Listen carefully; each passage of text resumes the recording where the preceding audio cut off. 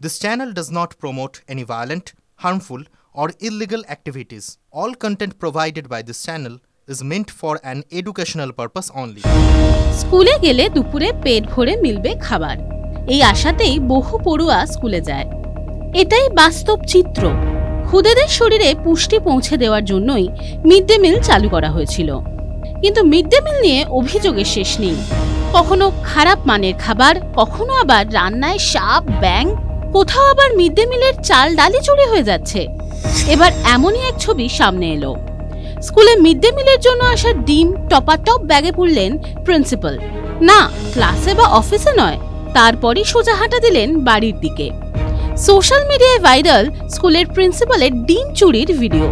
ঘটনাটি ঘটেছে বিহারের বৈশালী জেলায় রিখর গ্রামের একটি মাধ্যমিক স্কুলে মিড ডে মিলের জন্য আসা বরাদ্দ রসদ থেকেই ডিম সরাচ্ছিলেন প্রিন্সিপাল।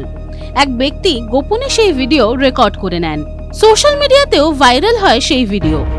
ভিডিও সামনে আসতেই নড়ে চড়ে বসে রাজ্য শিক্ষা দপ্তর। অভিযুক্ত প্রিন্সিপাল সুরেশ সাহানিকে নোটিশ পাঠানো হয়। কেন তার বিরুদ্ধে চুরির অভিযোগ করা হবে না তার ব্যাখ্যাও চাওয়া হয়। যদিও প্রিন্সিপালের দাবি তিনি মোটেও বাড়িতে ডিম নিয়ে যাচ্ছিলেন না, স্কুলের রাঁধুনিকে দেওয়ার জন্যই ব্যাগে করে ডিম নিয়ে যাচ্ছিলেন। এদিকে বিষয়টি জানাজানি হতেই অভিভাবকরা স্কুলের সামনে বিক্ষোভ দেখাতে শুরু করেন। প্রিন্সিপালকে পদ থেকে সরানোর দাবি জানান।